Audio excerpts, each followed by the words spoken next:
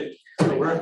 Well, the meeting's to order. Stand for the pledge and an opening prayer from Pastor Crank.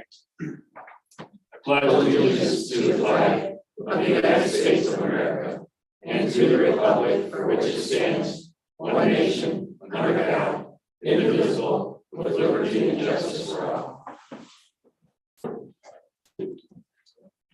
As we begin, I invite you again, as I did last time I had the honor of doing this, to join me in a silent prayer. Each of you in your own way offer up a prayer for yourself or a loved one or someone of that nature. And then I will ask a word of prayer from God. Let's pray.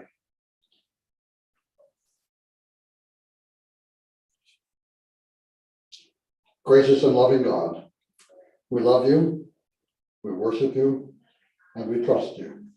We thank you for the abundance of blessings that you have given to this community of Blissfield and to each of us personally. We don't deserve them because of our sins, but because you have loved us, you have chosen to bless us, and we thank you. This council is meeting tonight to discuss and to make decisions that will affect every member of our community. The members of this council have been elected to serve the people of this community. That task requires dedicated and diligent preparation to educate themselves on the various issues before them. As talented as they are, dear Lord, they still cannot do it alone. I pray, dear Lord, that they will ask for your help. In the scriptures, you have said that if we lack wisdom, we should ask you, and you will give us your wisdom. This is my prayer for each of them. Sit with us, dear Lord, and may each of us sense your presence this evening. These things we ask in the name of our precious Lord and Savior, Jesus the Christ. Amen. Amen. Thank you, Pastor.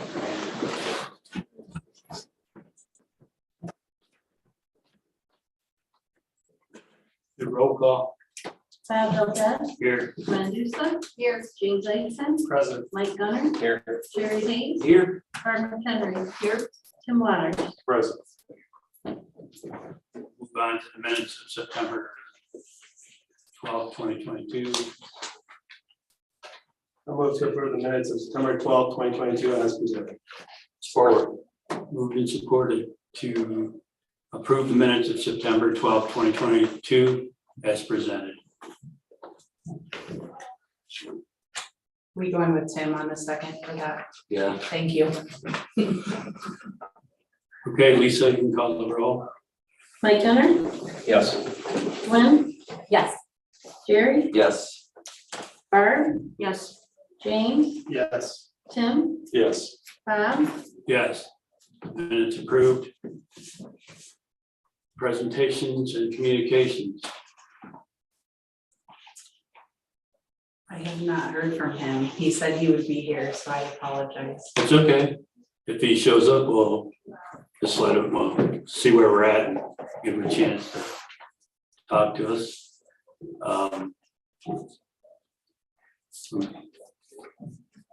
Budget, public hearing. Motion to open it up or just, You can just open the Okay. public hearing for any public comment. okay, we have budget, public hearing is open for any comments on the budget. I did receive one via email. I don't want to jump in front of anybody, but if you guys, nobody was jumping up quickly, so I'll read it. Okay. Dear council, I cannot be at tonight's meeting, but do have a comment for the budget hearing. I appreciate that the rate hikes for water and sewer have been kept low, but I am paying $200 a month, which is not affordable. I understand this has to be done to make up for previous issues in the loss of the ethanol plant, but please remember this is a hardship for many people in our village. Next, I'd like to talk about the values of parks and recreation opportunities. Even if some on council scoff at the value of our parks, these activities and opportunities do make our village a safer place. And I will always advocate for more money to be put towards these community assets. We are getting people outside and interacting with their neighbors and creating opportunities for young people to be engaged. These things are proven to proactively contribute to public safety. Finally, I appreciate the transparency and abundance of details included in this budget proposal. Emily Mullins, 401 Giles Avenue. Thanks, Emily. Yeah. Also included in that, the public comments would be the annual budget, the capital improvement plan, the fee schedules, and wage scale. Having no comment, move on to the agenda. Motion to approve the agenda as presented. We usually move to close the public hearing. So sorry. I just close it. We usually just like to make motions. Okay, make a motion to close the public hearing. I'll make that motion. Support. Supported to close the public hearing. You can call the roll, Lisa.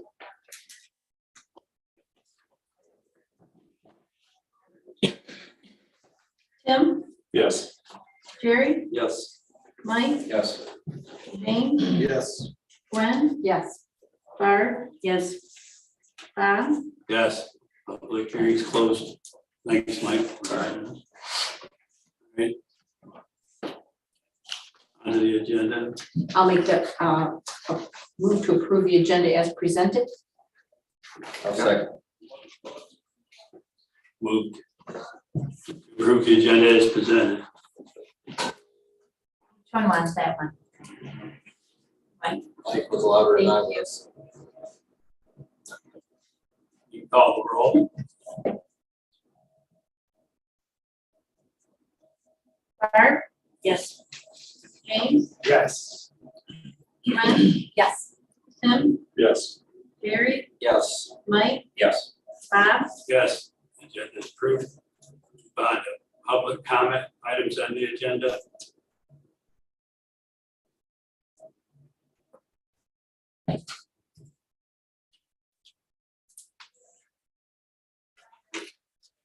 Hearing none. Is that comment that you had? Is that what you read? Yeah. Okay. Yes, thank you for making sure I did not forget though. Okay, thanks. Moving on to unfinished business. Number one, approve change order for the wastewater treatment plant.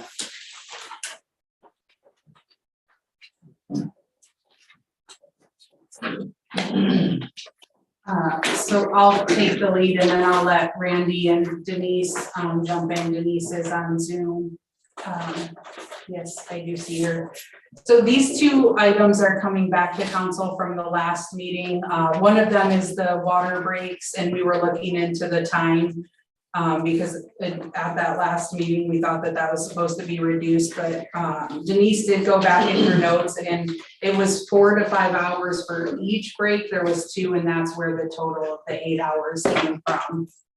And then the second one, we were all a little bit confused on what exactly that was regarding, so I wanted to get some clarification. And it is for rerouting an 8-inch line to the Headworks building because of a conflict with a 24-inch line. The conflict was found during the construction with LaSalle, and it is something that we actually had talked about at our progress meetings and field meetings, both trying to see if we should have them, because it won't work physically the way it's set up. So we had to do something, if we do it as a change order, or if we did it as time and material. And we thought that it would be cleaner to do it as the change order so that we weren't missing or any time or material charges, especially time, because Ken would have to be there to make sure nothing was missed or overbilled. So that's why it's being presented to you guys. It is 10 additional feet of pipe, but if you have any specific questions regarding either of these change orders, let, like I said, any 3 of us know.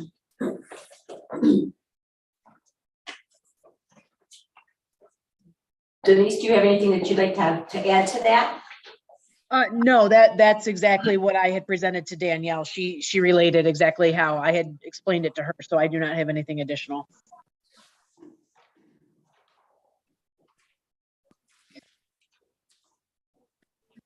We did, I mean, just to say though, for that 8-inch reroute, we did go back and forth probably 3 or 4 times at least, and we did get them to reduce it because we said that we didn't think it was reasonable. So they did reduce it probably about $7,000.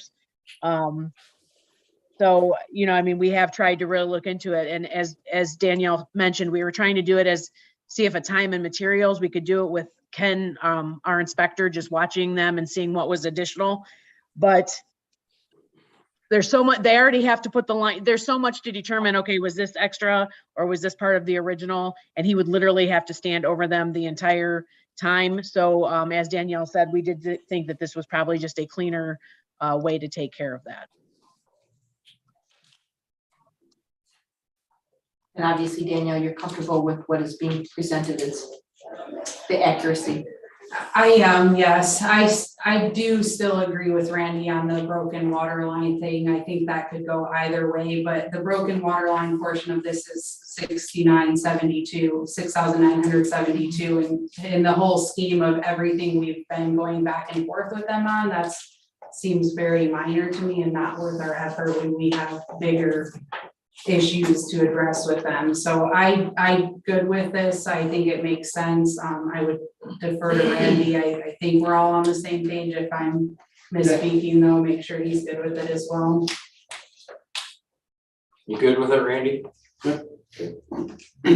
One question, it did save us 7,000. I know that's 0.001% of that whole project, but I mean, every little bit helps. And I think for me, it's a little bit more peace of mind to say, okay, you know, why are we paying for the changes that we are? So I appreciate you guys going back and looking at it.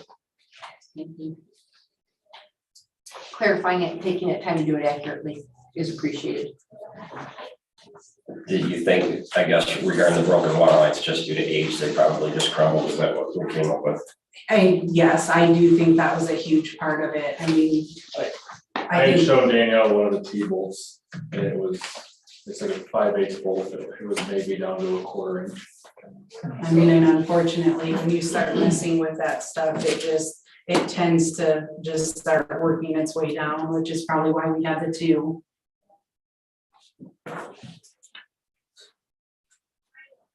We have the recommended motion then. I move to approve change order number 16 in the amount of $20,434.42 and authorize the village administrator to execute all documents related to the change order on behalf of the governing body. Support.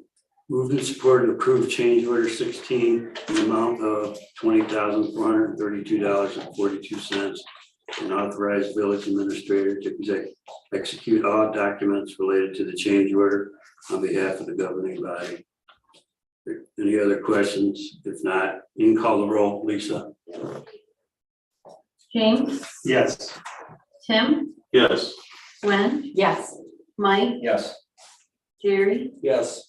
Art, Yes. Bob, Yes, that motion carried. Before we move on to new business, we could have Jim, if you could go up to the podium and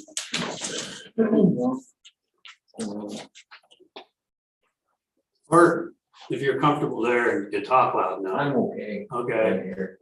I have Okay. back trouble, so it bothers me to speak. Okay. it's all right. I know you wanted to know how the ARPA funds were distributed. Right. I printed out. You need to hand something out or? Yeah, but you really, I got only made 6 copies, but there's 2 pages to each one. Do you guys want me to run another copy or can you guys share? I think I already got that information.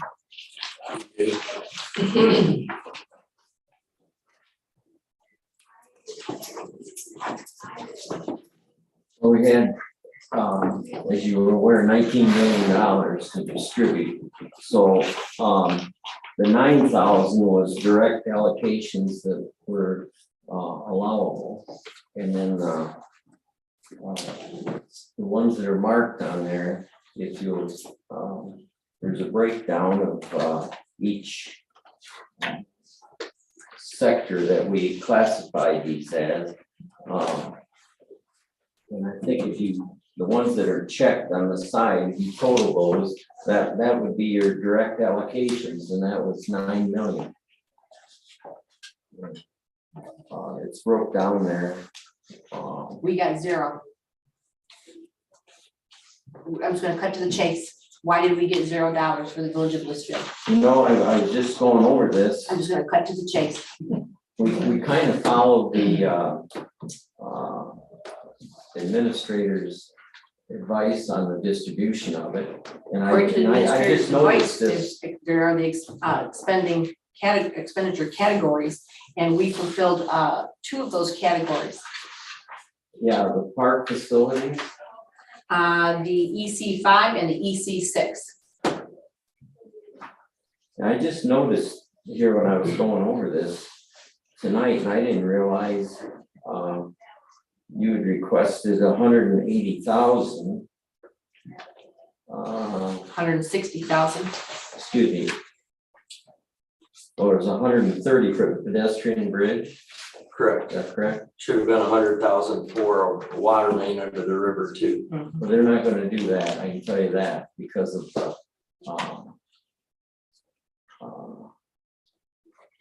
it was improving, residential or development property, and they wouldn't okay that. Well, EC5 states that this covers items such as water and sewer infrastructure.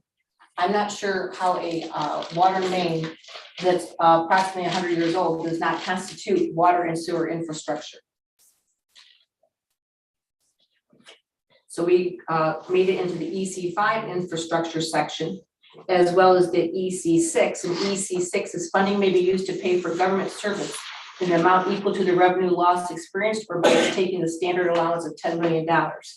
And you have the village of Blissfield in both of those categories based upon the commissioner priorities. I'll just have to take this back to the commissioners. Please do, and I would hope that the village of Blissfield, as well as perhaps Morenci, would receive something, because we are also part of the Lenawee County, and we have received zippity-doo-dah. That's after we were initially That's pending correct. approved for those 2 projects. Well, I know there was some discussion about reopening up the allocations, and then it was decided not to. Yes, and initially, as Jerry just stated, in the initial portion, we were under the assumption that we were going to be receiving those amounts for those requests. And now, once this paperwork comes out, this material comes out, we receive nothing. And I guess my question is this, as our representative for the village of Blissfield, why did you vote no on this? You know, I don't remember that. Well, you had to vote no, and we're part of that group. That's my understanding, is it was a unanimous vote. And in that unanimous vote, that means it's a 7-0, et cetera, or whatever the number was. And I just was curious as why you voted for the village of Blissfield receiving nothing. To be honest with you, I'll have to go back. I would like you to, personally, myself, I would like you to go back and talk with your commissioners and look for the village of Blissfield to receive something, please. I'll do that. Thank you, Mr. Gates. Yep. Anybody else have any other questions?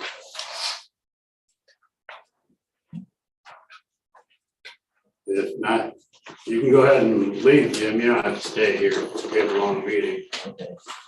Appreciate it. Thank you. Thank you for coming. I'll be honest with you, I wasn't aware of that, the village of Blissfield, when I was going through this. Well, I'm not trying to be disrespectful, sir, but that is your job. That is your job as a commissioner. And it's stated very clearly on here on the commissioner's priorities. In fact, it was given to you folks on your, I have the technical term, what is this called here? American Rescue Plan Act, and it is the PowerPoint that was given for your presentation. That was given to me. I asked for some information. Mr. Martin sent it my way, and then I sent it to the village trustees as well as our administrator. That PowerPoint that you saw. I apologize. And we were well within one of the first, That's correct. I believe, to turn in the application for that ARPA funding back in the day when we were talking about, the improvements that we're looking for. From the very beginning. Back when they were still discussing, even previous to Did you Project Phoenix receive and whatnot. any money at all? Not a dime. Nothing. I don't know where I got this, somebody handed me this thing at the village. Excuse me. There was the potential regarding the redevelopment of whatever we could consider the Frosty Boy property or whatnot, but somehow that got nixed. In the, I guess, the county administrator's decision making, it appeared it was a little challenging to decipher how she came up with it, but there was at one point some money allocated in there for a redevelopment of that property, and that got nixed somehow as well in the final decision. Did you receive $341,848 in the beginning? We did from the federal government. Yeah, our portion of ARPA funds, yes. And I had written down beside here, there was $1 million request. Correct, and qualified was the water line that goes under the river. In fact, Administrator Murphy at the meeting identified and even talked about that it qualified, it was an almost 100-year-old water line, but then never recommended it for approval of funding. I'll have to go back to them. Mr. Gates, I mean, in all seriousness, any questions, please contact Danielle, our administrator. She will send you down the right direction and all of the things that we've requested and who she has talked with as well. Okay. Kim, can I ask you a quick question before you leave? So you're saying the administrator herself came up with this list without any input from commissioners? To my knowledge, yes. Okay, thank you.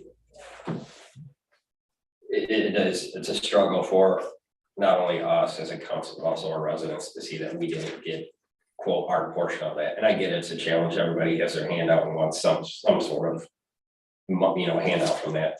But again, you look at some of these other commissioners' areas that were represented or were funded quite heavily. I mean, $935,000 for the Red Mill Dam repair. We only wanted a tenth of that, less than a tenth of that. So again, does it fall back on a little bit more control on some of the commissioners?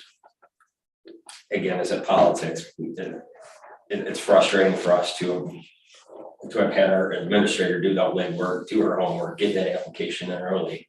And then you guys kind of him-hawed around regarding this whole Project Phoenix thing. I get that, but that went away.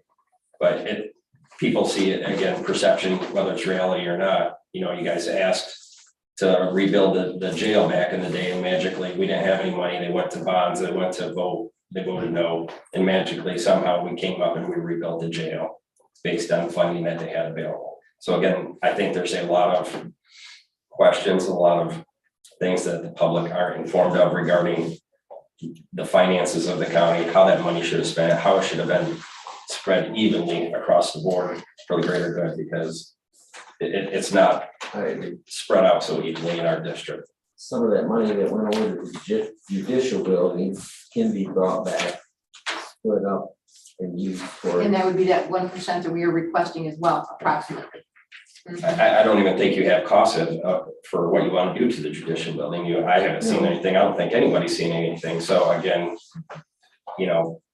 shame on you guys for holding that in your pocket. I get it that you need to do those repairs at some point, but we specifically requested that funding. We have the project ready to go. And for us to get nothing after all that, I think it's a little bit frustrating on our. Can I ask you another question? Sure. So under Murray Spear campus, they had allocated $3 million. And then they also allocated another 2.37 million. That was some of the money that was, she had left over, so they decided the county has all this,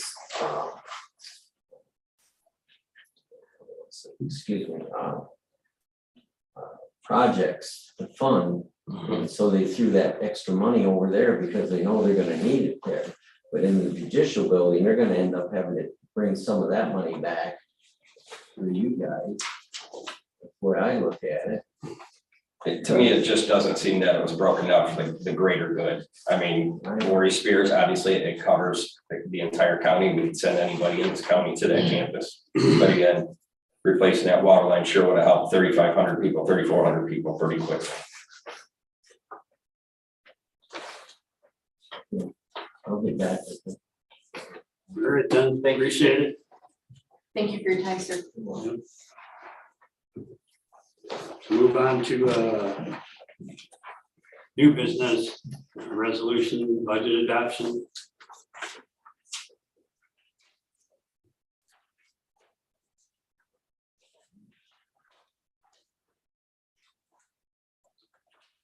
I move council approve the resolution adopting the fiscal year 2022-23 budget as presented effective October 1st, 2022. I'll support that. Moved and supported to approve the resolution adopting the FYI 2022-23 budget as presented effective October 1, 2022. You can call the roll, Lisa. Gwen, Yes. James, Yes. Barb, Yes. Tim, Yes.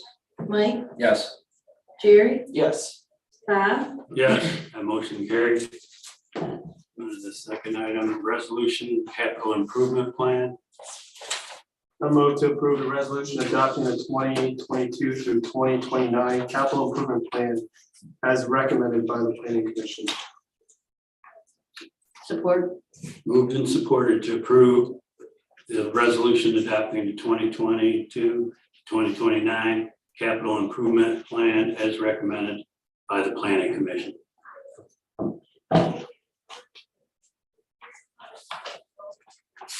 You can call the roll, Lisa. Sorry, can I make a comment? Go ahead, sorry. I apologize. No,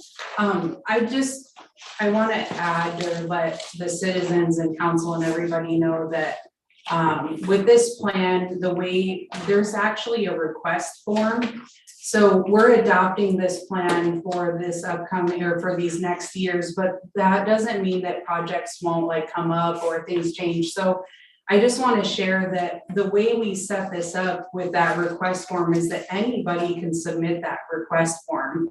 That doesn't necessarily mean that if they want it done next year, that it'll be funded next year, but it at least gets it in the running so that we don't lose track of that in future years if it is a priority. So I guess I'm putting it out there because our planning commission was a huge help with this. Our Parks and Rec board was as well, but if people see things just because we can't have eyes everywhere, or they have ideas, just let myself know or a staff member, because we'd like to include it in this plan so that we're actually accurately looking into the future. You mean kind of the judicial building?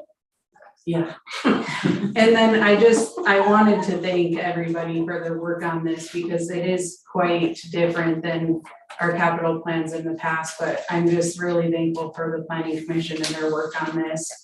And I'm really happy with that plan. So I just wanted to thank everybody as well and the other boards that contributed and the staff. I echo Danielle's comments. Again, I think we had a good staff recommendation, good stewardship on Danielle's part. And as much as people, sometimes like the drama, I think this is one of the years that we really sat down as a board together and kind of just really worked well together. Again, these aren't large scale pipe dream requests regarding the next fiscal year budget or the capital improvement plans. A lot of it's based on maintenance. A lot of it's based on infrastructure and whatnot. We do have some large projects coming out, but again, I think the people have spoken and we understand that we're trying to be conservative in the spending. And yes, the budget is tight, but I think, the Danielle and the staff have put together a proposed budget to keep us in check, but also continue moving us forward. And like she said, I think we worked well together to come up with this. This is probably one of our easier budget years. So I thank council for that.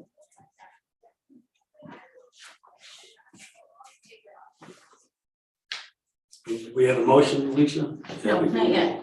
Not yet? I'll move to approve the resolution adopting the 2022-2029 capital improvement I plan. lied, I lied, Wait, I made it. I was getting ahead of Wait a myself. second, it's okay.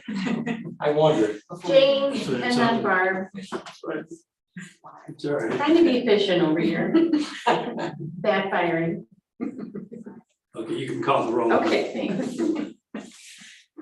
Tim, Yes. Mike, Yes. Jerry, Yes. Barb, Yes. Gwen, Yes. James, Yes. Bob, Yes, that motion carried. Moving on to fiscal year 2022-23 wage scale. I move to approve the resolution adopting the fiscal year 2022 through 2023 wage scale as presented effective October 1, 2022. I'll support that. Moved and supported to approve the resolution adopting the fiscal year 2022-23 wage scale as presented effective October 1, 2022. I would just say that one amendment, since we do have a new officer, we can go and put his name in there, correct? Yes. Nothing, you know. And my comment is that, Danielle, will we have do we have an idea of when the salary study, I know it's our goal for 23, do we have an idea of when that's gonna begin / I do not know at this point. I was waiting for the budget to be finally approved. It is budgeted for this upcoming year, and I had talked to Michigan Municipal League. They're booking about a couple months out on those, so I would anticipate by the end of this year, we get it started. And then it is a couple month process, but our plan is to be able to have it ready budget 20. the next budget year, yes, 23. Yeah, 23, 24, that sounds weird saying. Okay, thank you. Yes. You can call the roll on that motion. Gwen, Yes. Barb, Yes. yes, Jerry, Yes. Mike, Yes, Tim, Yes. James, Yes. Bob, Yes, that motion carries. Move on to the resolution fiscal year 2022-23 fee schedule amendment.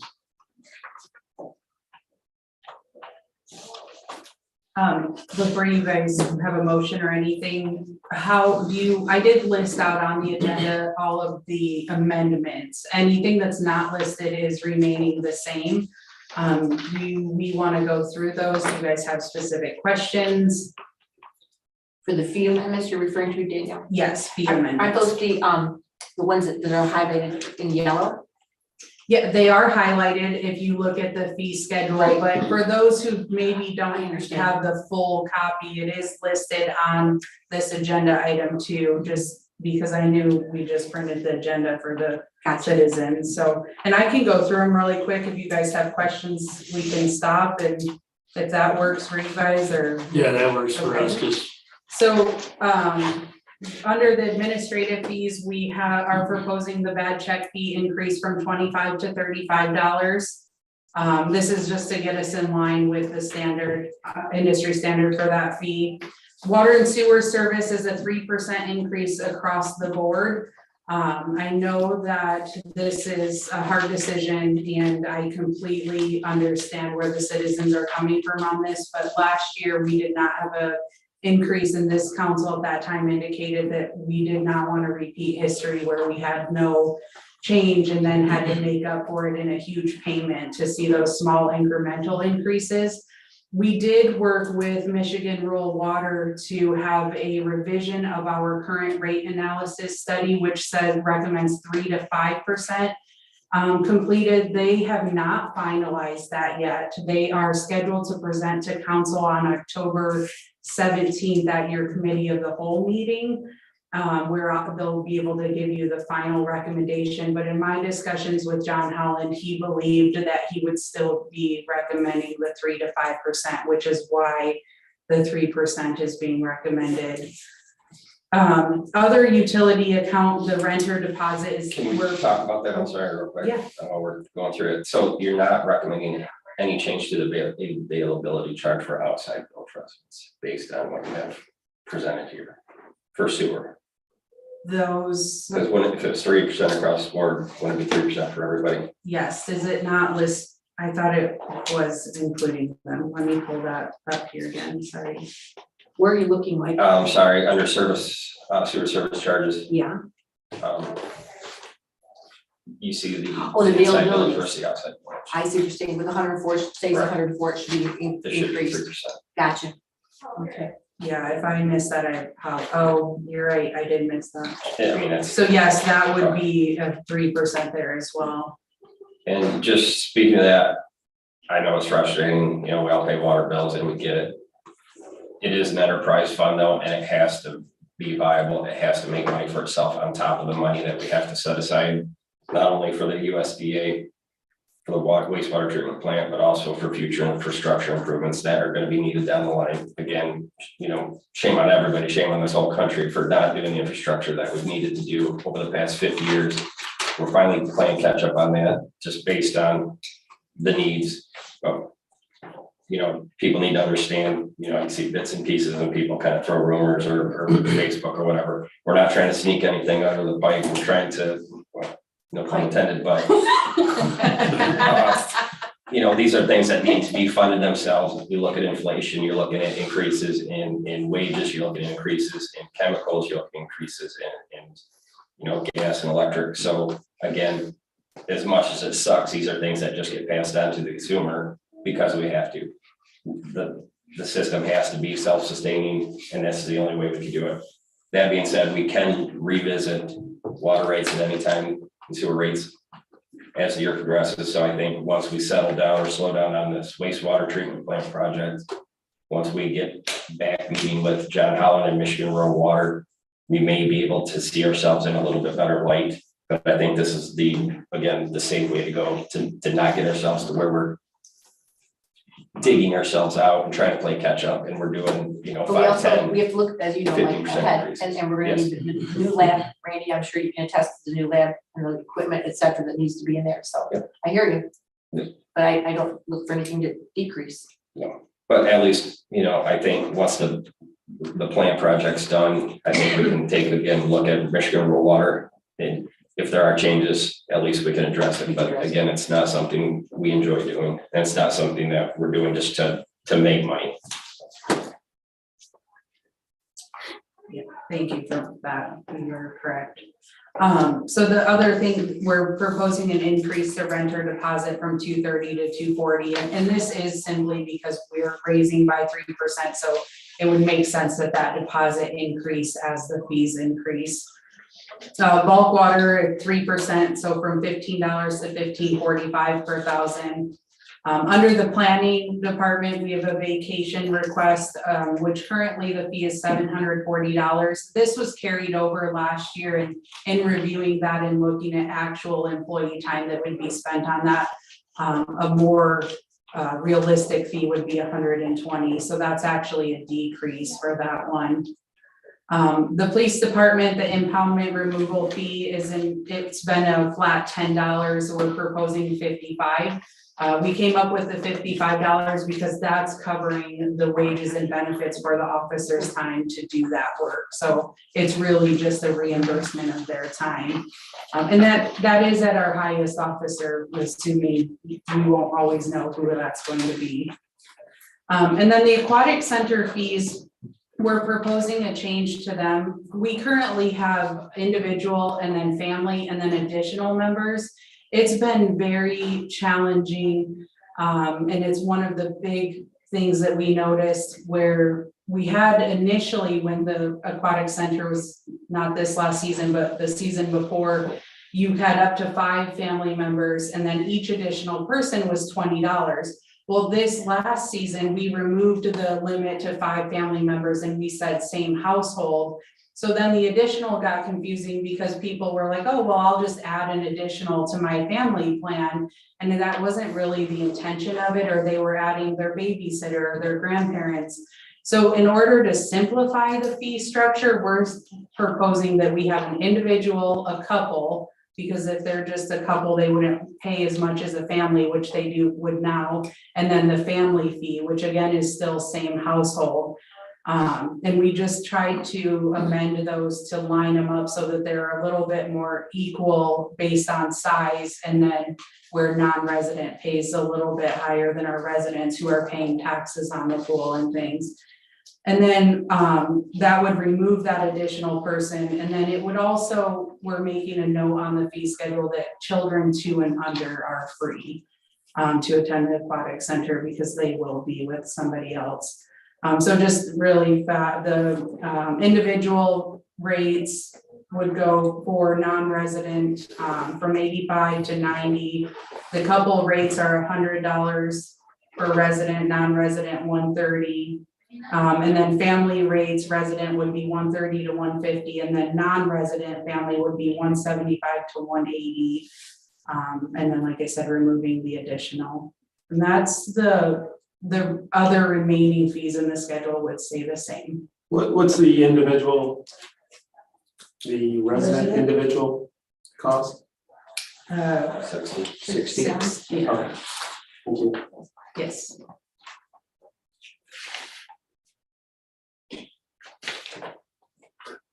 We got it pretty covered then. Yeah, if you guys have Okay. any questions, let me Any know. other ones? You can call the roll. Or we don't have one. I move to approve the resolution adopting the comprehensive fee schedule effective October 1, 2022, as presented. Support. Moved and supported to approve the resolution adopting comprehensive fee schedule effective October 1, 2022, as presented. You can call the roll. Mike, Yes. Tim, Yes. Gwen, Yes, excuse me. Jerry, Yes. Barb, Yes. James, Yes. Bob, Yes, that motion carried. On to number 5, ordinance impound, ordinance amendment.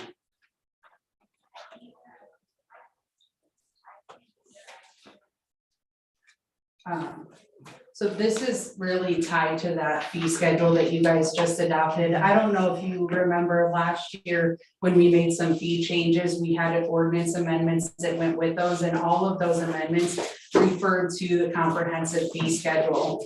So right now, our ordinance specifically identifies a specific amount, so $10, for example. And what I'm proposing is that we amend that ordinance to reference the fee schedule so that when we amend fees, we're not having to remember to go back and adjust the ordinance so that the ordinance and the fee schedule align. And it saves us staff time and cost in the future if we reference that document. So that's all the only change I'm proposing with this ordinance. I'll move to approve the ordinance as presented, amending village ordinance section 54.008, authority to impound effective upon date of publication. Support. Moved and supported to approve the ordinance as presented, amending village ordinance section 54.008, authority to impound effective upon the date of publication. You can call the roll, Lisa. Barb, Yes. Mike, Yes. Tim, Yes. Gwen, Yes. James, Yes. Jerry, Yes. Bob, Yes, that motion carried. This is number 6, resolution fiscal year 2021-22 year-end budget amendment. So there is 41 pages of amendments. If you guys, I let you know if you want me to go through in detail, but I will tell you that a majority of these are because of the conversion, the chart of account conversion, and then making sure that as we were going through the chart of accounts, that things were being coded to proper lines and accounts. So a lot of it's that. I did provide again a summary in the agenda of each of the different funds. Overall, we did really well in the budget this year. A lot of our revenues came in higher than anticipated, which is always a plus, but our expenditures for the most part came in under. And even like this is amendments, even more, there's things in here that we're going to be under budget that we're not amending. And I'm really, really proud of the staff for being a part of the budget and watching and monitoring their expenses, because I think that they contributed to that savings in our budget coming in really good. And I have to share, I know council already knows, but I was pretty excited the other day. We pulled a report, and in July of 21, our cash balance account for the village was 2.4 million, and we're over 5 million today. Again, I think that's huge in part to the staff being involved in helping. So if you have specific questions about the amendments, let me know. But again, most of them just bring those accounts to the positive, and get everything cleaned up, and I'm excited to have the conversion completed. I bet you are too, huh, Brenda? I'll move to approve the resolution authorizing the budget amendments as presented. Support. Moved and supported to approve the resolution authorizing the budget amendments as presented. My only question, I guess, would be like on the sewer and water, obviously, I guess. Maybe it's just the reading, the way that they read or whatever, but you have net change in the positive, so I guess, you know, our revenue has changed by 1.3 million less. And the expenditures have decreased by 1.7 million. So, But we're still in the black is what I'm saying. yeah, I and would the guess my sewer word is that. very unique, and that's a good point, I'm glad you mentioned that. So there's such a significant change in the sewer of the 1.3 because we fully budgeted this year the USDA loan, bringing that money in and expensing it out. And because that project isn't completed, we're putting in next year's budget the remainder of the loan that will be revenued or brought in, and then the remainder of that loan that will be expensed back out. So that's why you're seeing kind of that large difference there. But overall, their budget did come in a little higher on revenues and a little bit lower on expenses.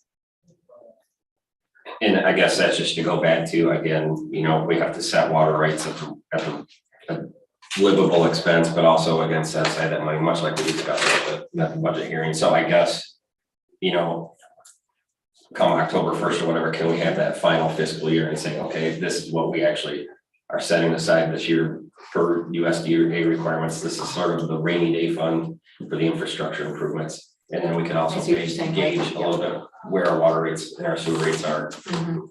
in regards to that. Yes, and did you guys get that balance sheet that I sent to you with the reserves? I sent it in.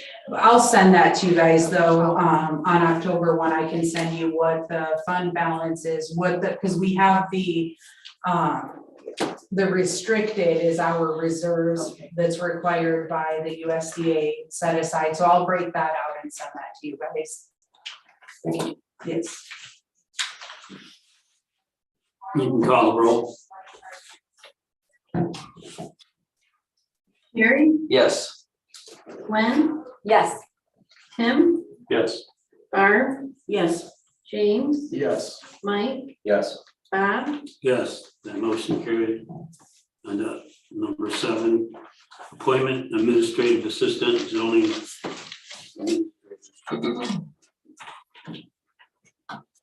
So I am excited to recommend unanimously from the interview panel, Stacy Becker.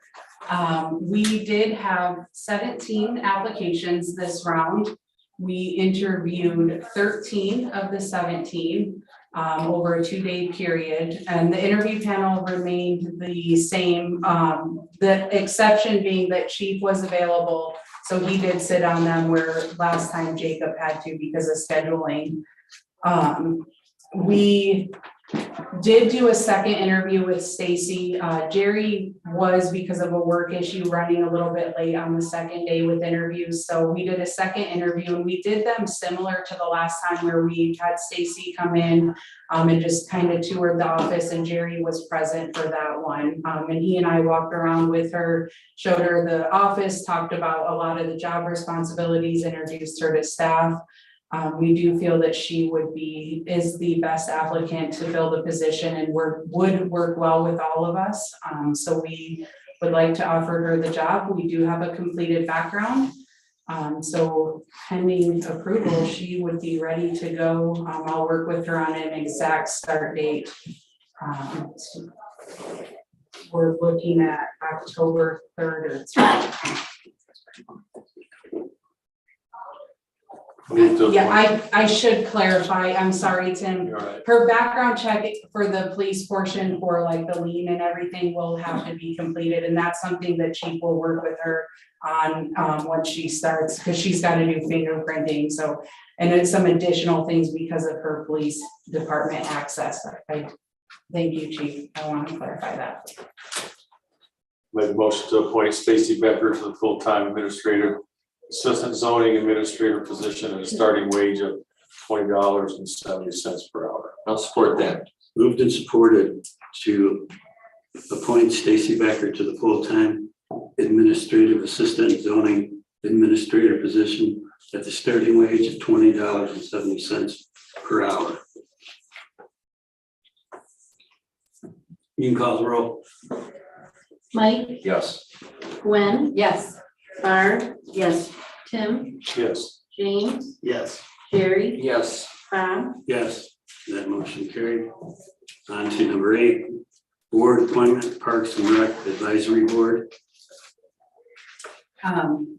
So our Parks and Recreation Board did recommend to appoint Andrew Mullins, and I would like to let you guys know that Andrew Mullins is present.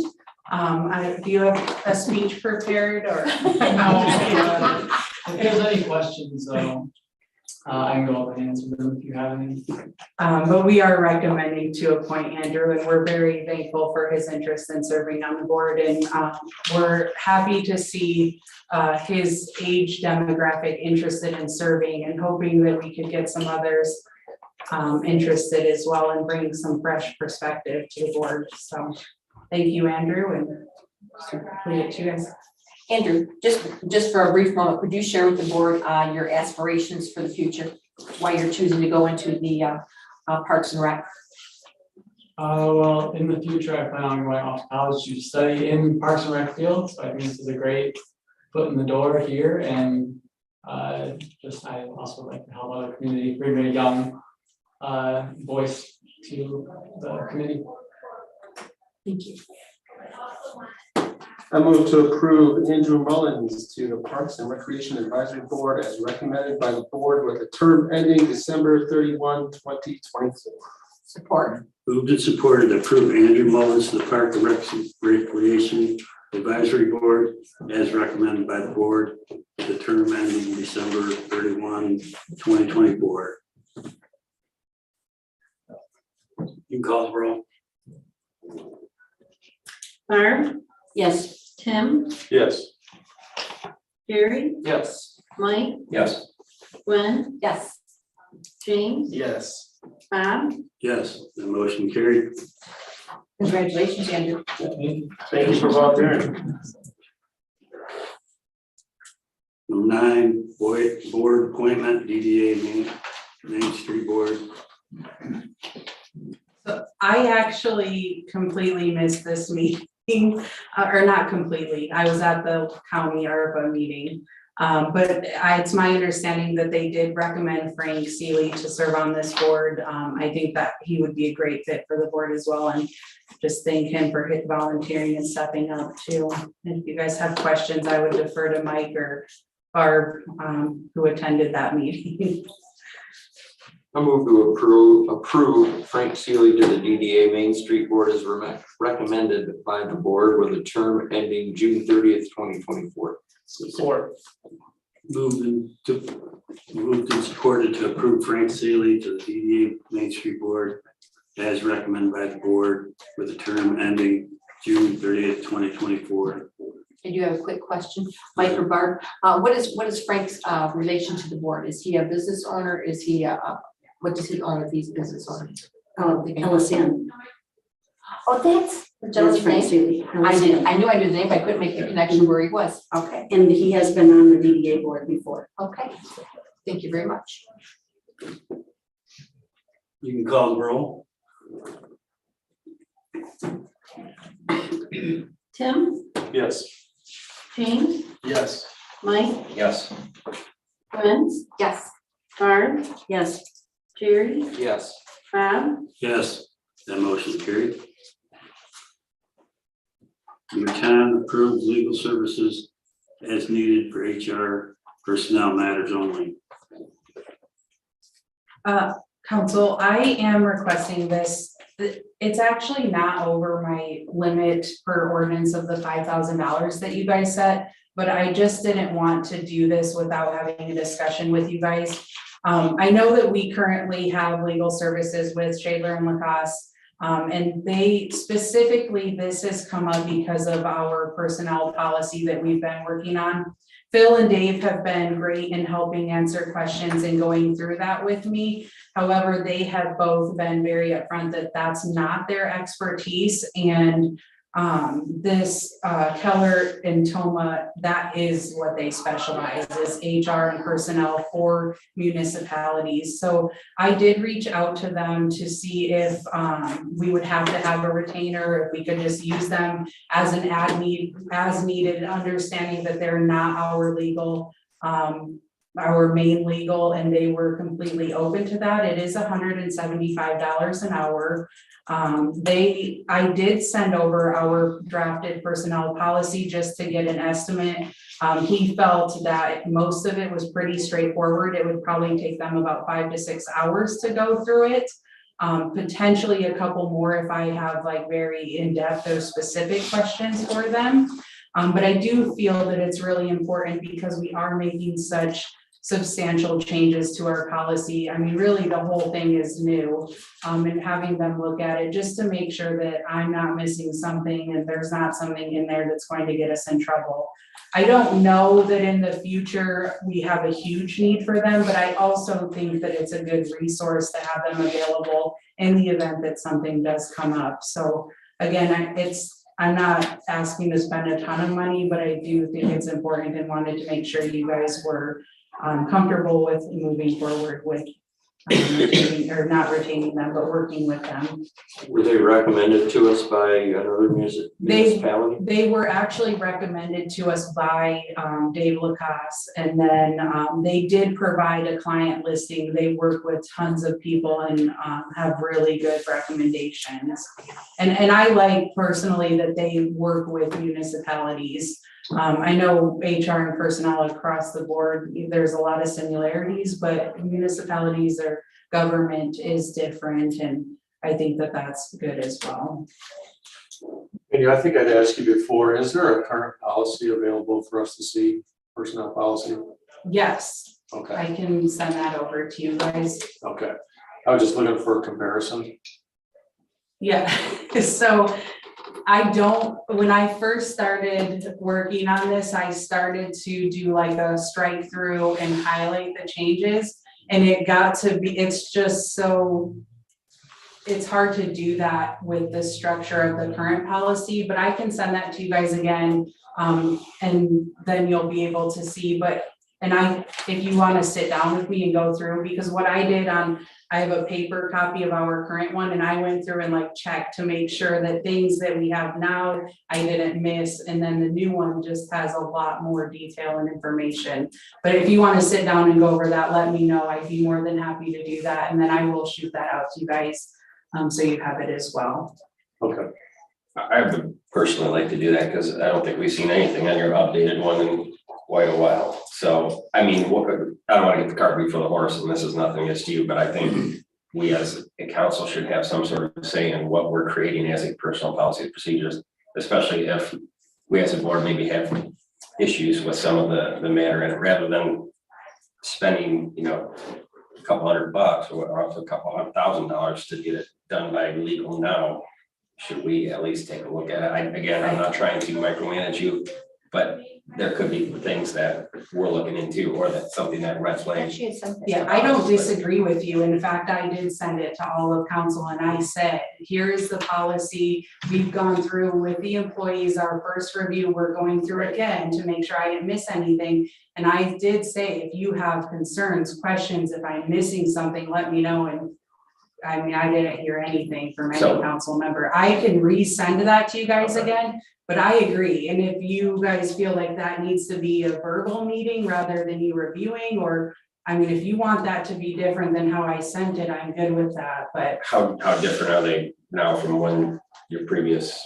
So right now, we're about halfway through our second review with the, with staff, and I've made a few notes of things to follow up on, but I've not made any additional changes the second time. But I want to say I've got 4 or 5 separate notes of things to follow up on and go through. And most of them, there's been one point that myself and staff have not agreed on. Everything else has been, it's pretty minor things. Staff recommends And I've made that amendment, but I can send you, what you guys were given before when I emailed it. There's nothing new at this point. All right, we got that on 8/10, I think I saw. And I don't think we have to sit at a meeting maybe and discuss it. If it's something rather, where I just come in and talk with you. Yeah, I mean, if you guys wanna come sit down and go through it with me, I'm more than happy to do that. If you wanna review it on your own and then submit questions, I'm open to whatever you guys want, but I do agree with you, and that's why I sent it out saying, if there's something that you guys, don't agree with or questioning or you feel like we just completely missed, then I would like to know that. So really why we're going to hire this law firm is to make sure that we have all of our I's dotted and T's crossed and. Correct, we're they're not up. going to set the policy or necessarily change it, they're just going to review it to make sure that there's not something that we've put in there that would cause some legal issue or complication. So we're not tied to them, we're just using them for the specific one here. Correct, yes. I'll make a motion to approve engaging legal services from Keller Toma for HR personnel matters only and allowing the village administrator to execute the engagement letter on behalf of the governing body. I'll support that. Moved and supported to approve engaging legal services from Keller Toma for HR personnel matters and allowing the village administrator to execute the engagement letter on behalf of the governing body.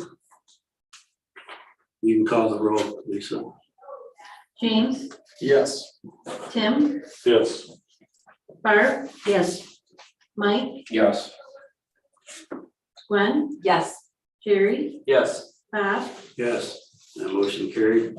On to 11, approve weapon purchase.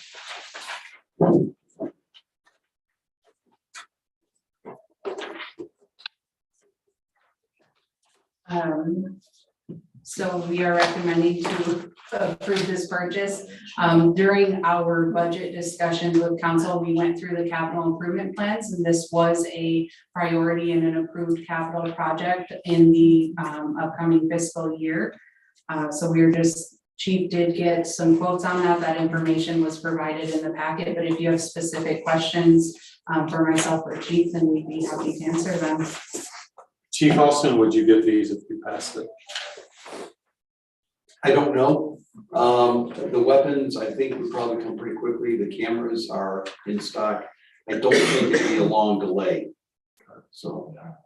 How often do you replace them, Chief? I asked Lieutenant Wagner just this afternoon, how long they had the previous weapons. And it was about the same time frame, about 9-10 years, and that's where we're at with the current weapon. Okay. I thought your, my apologies. I thought your explanation was well written. I totally understood it of the rationale on the purchase of the weapons as well as the camera. Totally got it. Makes total sense. I'm actually kind of excited about the camera. Talking to the vendor, it sounds like we're going to be the first agency in the state of Michigan to have those weapon-mounted cameras, and it's just the next evolution in cameras, where we started off with dash cams in the cars, then we went to body cameras, now we got weapon-mounted cameras with unobstructed views of what the weapon is aimed at. So it's Will you still utilize the body cam? yes, Okay. Yeah. And you have the dash cams also? for now. That's a whole other discussion. Those cameras are getting even more expensive, which was counterintuitive what I expected to happen. I expected as that technology got old, it would get cheaper, and it's getting crazy expensive. I got a quote recently, and it was double what I spent on the last project, which I thought was very expensive the last time we spent them. So as the technology improves and we're using the body, when we're finding out the body cam, as far as evidentiary value, is 10 times what the dash cam is. So it's really going to become an assessment of, do we really want to invest in dash cam moving forward? Some of the agencies in Monterey County have already answered that question and said, no, they're not replacing in-car cameras. There's at least 2 agencies that I know of that don't have dash cam anymore. So it may actually end up going away as old technology. So the cameras on the weapons, they activate when they're removed from the holster? As soon as the weapon is pulled out of the holster, the camera automatically activates and it's with audio. And it, you download that to here in the station? USB download, yes.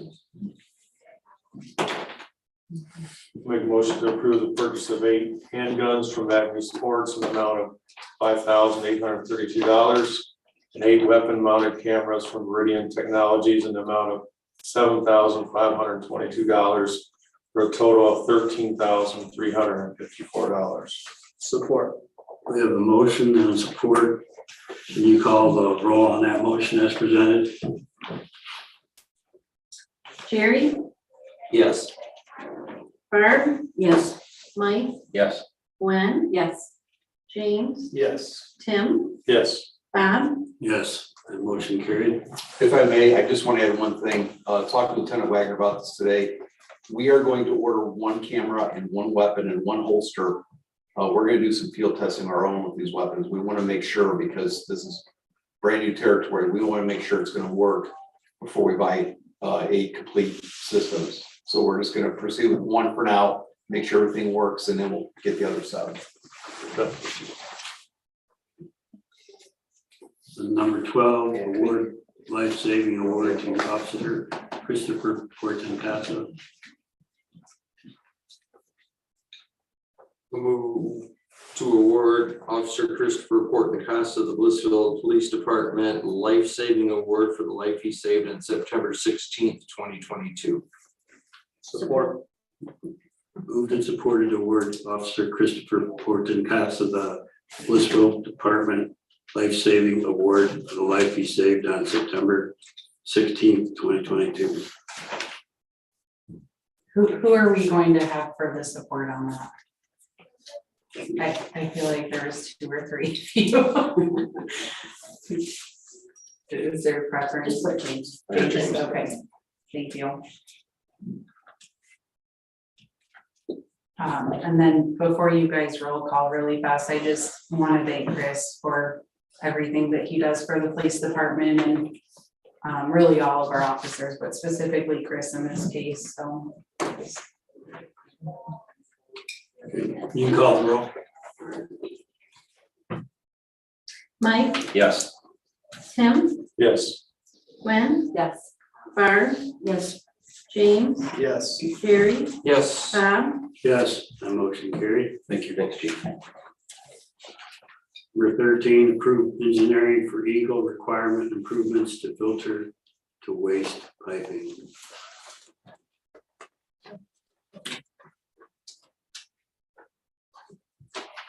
Do you guys have questions about this? I'll move to approve the engineer's proposal for the filter to waste line engineering not to exceed $10,000. Unless there's something crazy you wanted to say there before I cut you off, Danielle. I mean, there's not, if you have questions, I'll answer them, but I'll it- support that. We have a motion and a support to approve the engineer's proposal for the filter to waste line engineering not to exceed $10,000. To me, this seems like a high number. What kind of estimate does Nora give you? I mean, any idea what she thinks that project would cost? It seems very simple, but maybe I'm reading into it. you know, I don't know a lot about the filter to waste. I don't think that cost is unreasonable for engineering. There is a breakdown, a lot of it. Let me pull this, bear with me here just a moment. I got too many things open trying to take minutes. I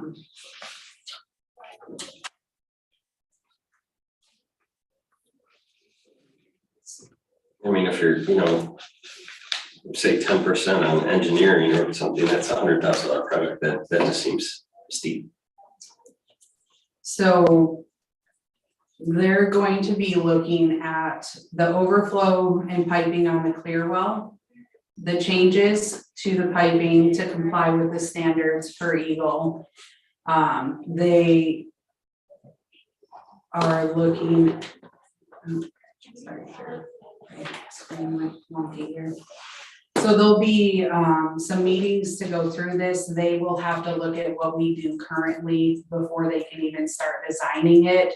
And it's the up to 10,000. So this will be billed as they do the work. So if it ends up coming in under, and we can, like, the more information we can provide them, then the less that'll cut down. And that's something that, and Nora, I have full faith in her that she's going to work with them and make sure that she gives them as much as possible to help minimize any like field work and additional things that they need to look into. And then I don't know what the quotes are going to be, but this is a project that is required from our assessment from Eagle, and that we do need to move forward on. I'm not sure, it's just, I think with anything treatment, water or wastewater related, it's so heavily regulated that the regulations is what makes it a little bit more costly, because we have to make sure that we're complying with all of those standards. And engineering, unfortunately, is expensive.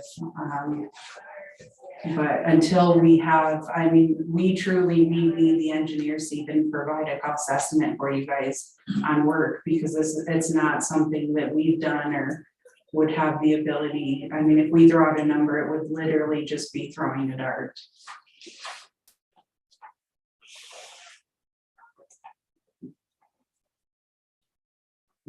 Any other comments? Now you can call the roll, please.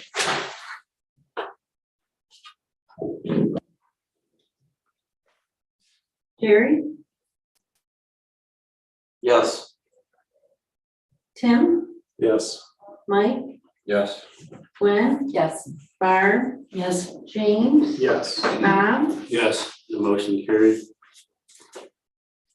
14, approved Michigan Municipal League Liability Property Pool 2022 ballot. Move to vote for Gene Stegman and Brenda Stumbo for pool directors for Michigan Municipal League Liability and Property Pool, and authorize the village administrator to cast the vote on behalf of the governing body. Support. The motion and support. You call the roll on that motion as presented. Gwen, Yes. Mike, Yes. James, Yes. Tim, Yes. Barb, Yes. Jerry, Yes. Bob, Yes, the motion carried.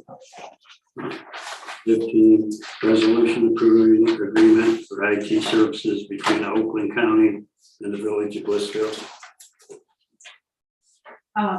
So really quick, this is really an amendment to an existing agreement we have with Oakland County for IT services. Our attorneys did review this, that it's pretty standard, they have no concerns. Chief has looked at it, we're recommending it. If you have questions, definitely let us know, but this is for critical programs for our police department to do their work. And it is, we believe, the most cost-effective, efficient way to do that. I move to approve the resolution approving the agreement for IT services between Oakland County and the village of Blissfield, and authorize the village administrator to execute all documents related to the agreement on behalf of the governing body. Second. We have a motion and a second.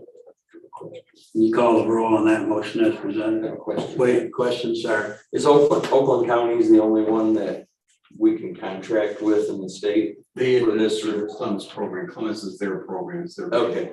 And I think right now, I think they're up to about 140 agencies statewide in their okay system. Thank you. Okay, you can call the roll.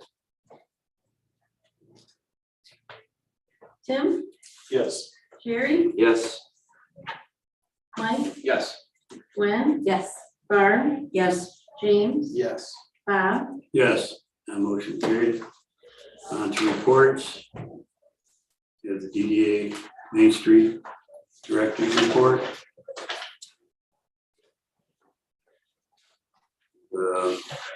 Parks and Rec monthly review. Eric, are you gonna talk a little bit about the Parks and Rec? Sure. Oh, thought you were asking me a question. Would you please? Yeah, you guys see the report right there, okay. What I'd like to do is ask you guys if you have any questions on it, anything I can answer. I don't know if you had a very good chance to review it or anything on it, but. You see in there, Blissfield on tap. Results from there is very successful this year, despite the rain. It was our best year ever, actually. So we hope it rains next year. I'd like you guys' opinion on what, I know most of you were down there, what you thought of it, what improvements. We talked quite a bit at our last Parks and Rec meeting about improvements we can do, as we do for anything we do. But I'd like to hear you guys' opinion, if you have any at this time. The one thing I would offer for all downtown events is a hookup for food trucks so that they can not run generators. That sound echoes down the corridor and overpowers live music, overpowers conversation. So in other communities, they have dedicated lines and food trucks pay a hookup fee for it. That'd be my only. Yeah. That's not really directed at. No, that's a good point. That was one of our conversation pieces at our meeting. Yeah. We need to do something that was too loud. Yeah. And that was just one generator. I mean. Yeah. That's all it really takes. Yeah, One loud generator and it overpowers everything. That was one of our discussion items. Had some kind of a check-in system with a cube or something, or even Venmo is another option we want to talk about. We talked about maybe doing tickets next year, actual tickets, entry tickets to get in. As far as entertainment, I mean, we spent a lot of money on the Kiss band. It seemed to pay dividends. I don't know. Our thought process, and we're very preliminary yet, is to get some kind of cover band like that every year and have a couple other local bands that are also, not sure if that's feasible yet or not, but it seemed to draw quite a bit of interest. So as you see, we made a little over $5,000 this year, which we've usually clear about even, give or take a few $100s. There's a lot of tweaks we can do to get better at it, and we'll discuss it at probably all of our next meetings that we're on our agenda. So. And I know there was an issue with a letter that was written about me. I told Danielle originally we can talk about a closed session, but I don't need to do that. I'd like for you guys to ask any questions you might have. I know it's been an interesting year in Parks and Rec. Some things went smoothly, some haven't. Really haven't had major issues before. And I'm not here to say that we can't get better at it.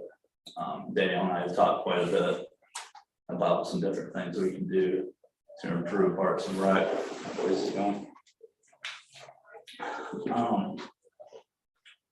So I don't want you to think that it's not taken seriously, because it is, because I don't like any confrontation. I don't like any issues. We changed a lot of things this year at the last minute. There was a group out there that wanted to have a flag football option for our 5th and 6th grade tackle kids. My advice was, we'll do whatever majority wants to do. We can do both if we have enough numbers. We didn't have enough numbers. We had about 3 or 4 kids sign up for the alternative flag 5th and 6th grade. And that was kind of not at last minute, but it was later than we usually do as far as signing up. And we ended up having our biggest tackle program in 3 years, probably 4 years. We switched tonight on flag football due to the recommendation of our athletic director with the timing we had the fields versus the varsity practicing on the fields. You know, it was later than we expected. Probably should have planned it better. That was a big issue. What am I missing, one? Well, I got a couple things. Yep, Okay, how many emails have there been, Danielle, regarding the situation for the youth programs? I have received,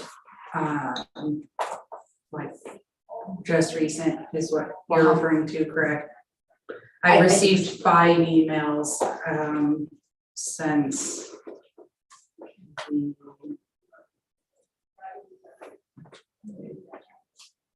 I don't wanna lie to you, in the last couple weeks, And they're all regarding since the 12th. since September the 12th? Football mainly, right? But Like football. that's what I'm just kind And of, 6, I apologize. so 6 emails all regarding issues with the youth program, specifically football? It has been football and cheer, both. I'll address that if you like, fine. Unless you want to go ahead first. No, just, I think that'd be the best place to start. Yeah, with the football program, again, we didn't know where we were playing, we didn't know if we were gonna have even teams to play this year. There's a Lenawee County League that we were in the past, we haven't did tackle football, will be the first time in 2 years, we didn't do it the last 2 years. We didn't have numbers, we had COVID. We didn't know where we were gonna play. Lenawee League didn't start forming until later, real late. I got a call from Lenawee Christian, asked if we would like to play in a league they play in, which they ended up not playing in. And which consists of Onstead and Napoleon, Michigan. Onstead has 2 teams, Napoleon has 1. We have 1. So you play a couple teams twice. So it was a lot later than what we normally do. But with not playing for 2 years, this is more of it's competitive, but it's not like the Lenawee County League. And I thought that, and I talked with coaches, that this would be our best option to not throw these kids into this league. The Lenawee County League's been playing consistently for 5-6 years. They didn't take off 2 years. So we went in this league and it's ran well so far. We've played 2 games. So that's, no excuses. That's part of why things weren't as probably as quick as people wanted them to. I know the cheerleader coach, I'm not getting into issues with her. We have 2 cheerleader coaches, one for kindergarten through 2nd grade, one through 3rd grade through 5th grade. They last year coached together and it was horrible. They did not get along. There was phone calls constantly to myself, trying to patch things up. We had a meeting here. Danielle, I don't know if you were part of that, weren't you?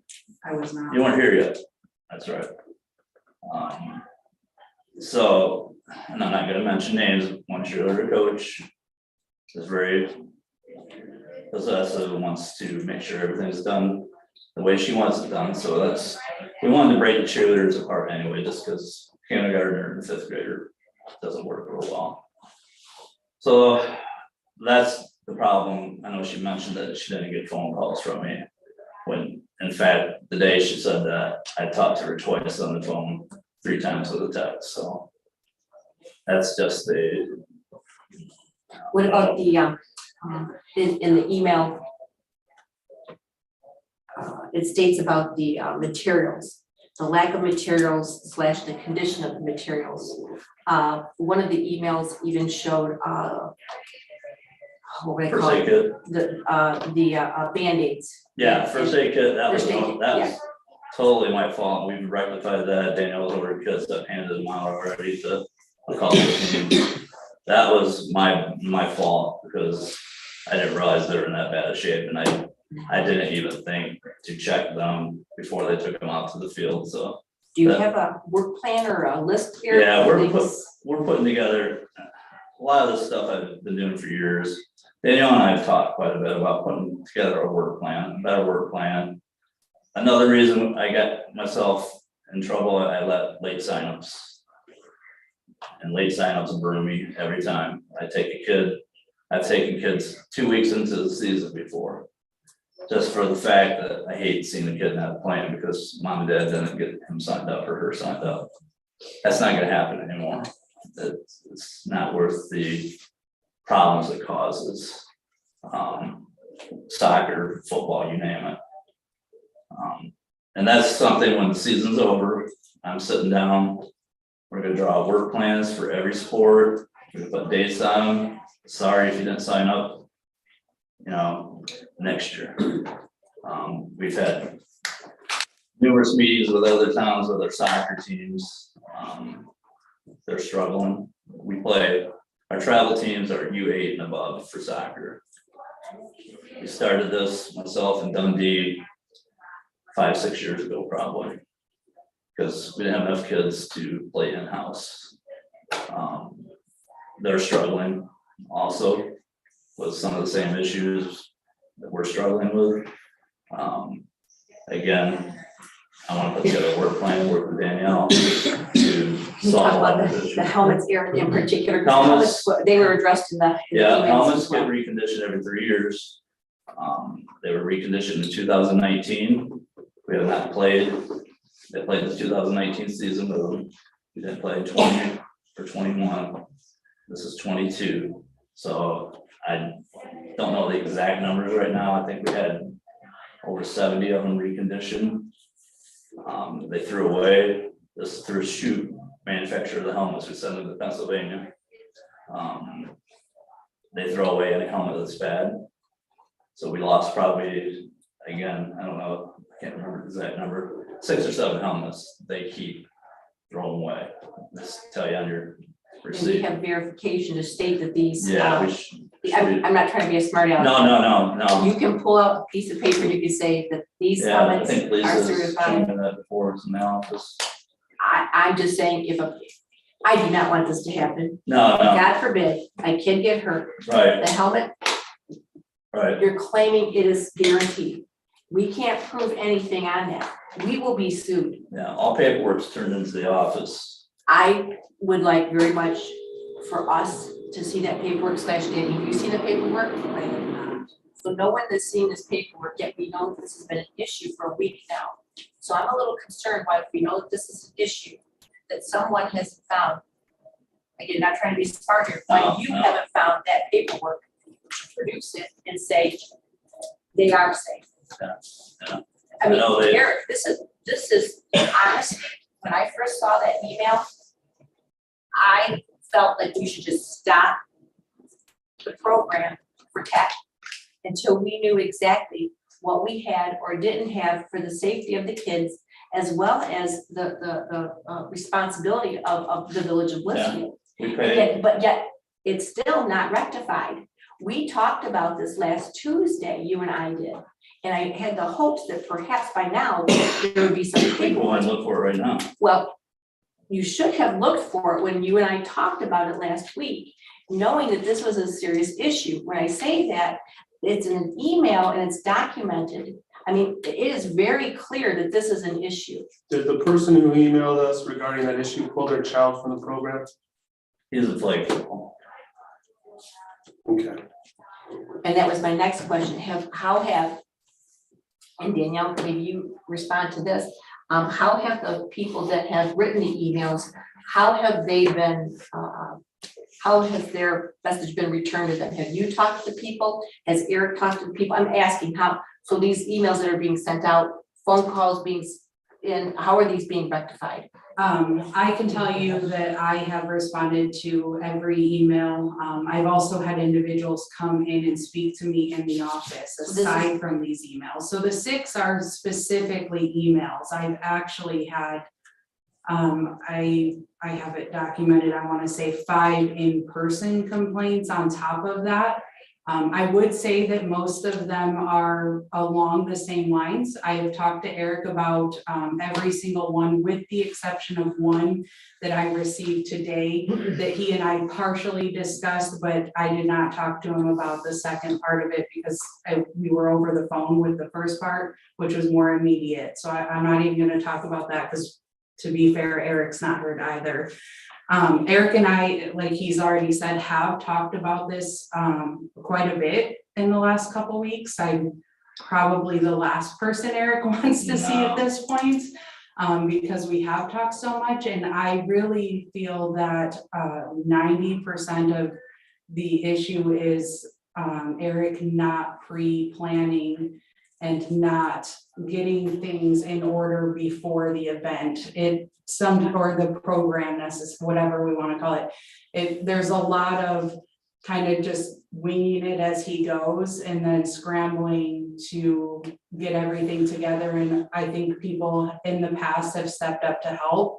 And I like he and I have talked about it, what he did 10 years ago isn't going to work today. It's a different group of kids, it's a different set of parents, and he's been put in this position. And I think people too, because it was recent, they know what he's making a year, so they have that expectation that he sets the rules and the standards.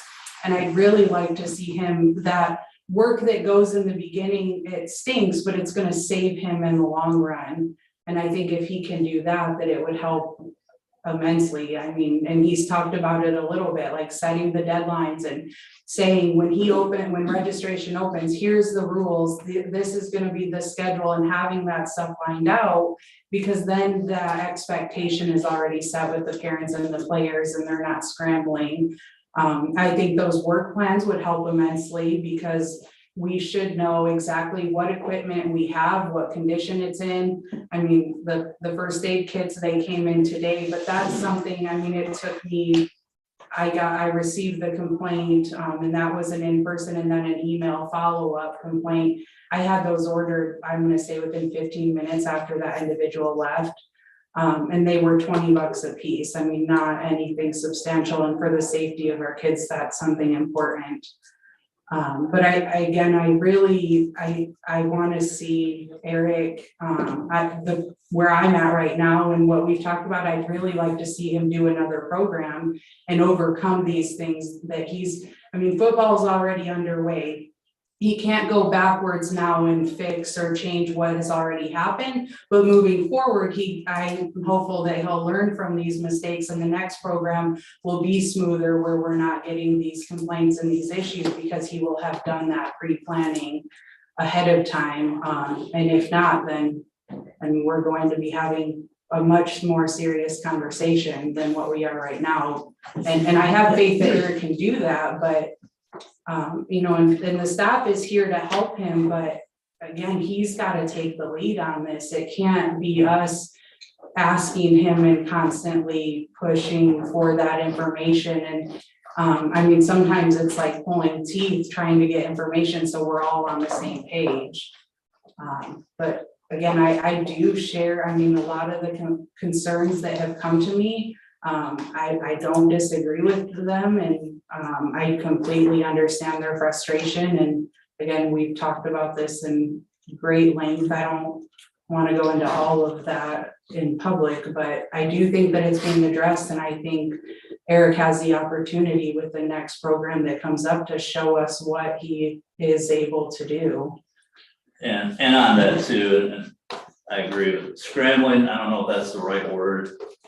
Taking too many, the way the rollout this year with everything coming in late, trying to figure out where we're gonna play football, taking late registrations, and that's my fault, this is all my fault. You can get better at it. Scrambling, things have ran pretty smooth for years. Okay, we really haven't had any issues. All the lateness and stuff this year, last minute, switching stuff around, I get it with people. Can I ask you, Yeah, when did you start pulling equipment together? equipment is together, it's in a shed. No, I'm asking you, prior to the season, when did you start going through the equipment to make sure you had everything you needed for the upcoming season? I do it at the end of the year. At the end of the year, we go through, we store our football equipment over at Blackmire Park. Which is not a bad little shed. We store our soccer gear out at the school by the middle school fields, which is horrible. There's rats, there's mice, there's so we have first aid kits out there. They get weathered, you can't use them anymore, so. Here's my take on it, Eric. Yeah.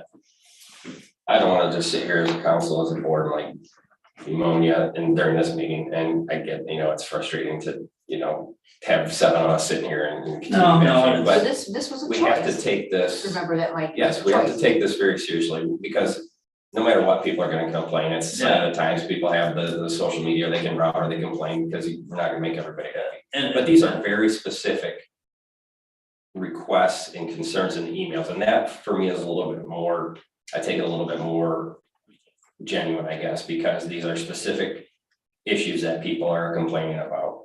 And like you said, I think it boils down to a lack of planning and a lack of communication. And I get, you're kind of in limbo here because we've sort of decided we can't fund a full-time director. You're trying to build a program, and I don't want to take that from you, because you've seen, like you said, you've seen an increase in revenues. You've seen an increase in programming. So I don't want to take that from you, but again, you have to learn how to delegate. I think there's a lot of, to where you come up with the idea and then you just pass it to the parent, or you pass it to this volunteer or whatever. And there's no planning behind it. You need to be that go-to guy. If you want to see this program expand into quote a full-time position down the line, you're the go-to person, and you make the decisions, you make the rules, and you make sure the equipment's there, and you have to pass it on. It's just like the DDA director would do in passing things down to volunteers. That falls back on you. And we have to take those concerns. Obviously, if there's 6 people coming in here and we're getting emails, that there is an issue and it needs to be fixed. Yeah, So I agree.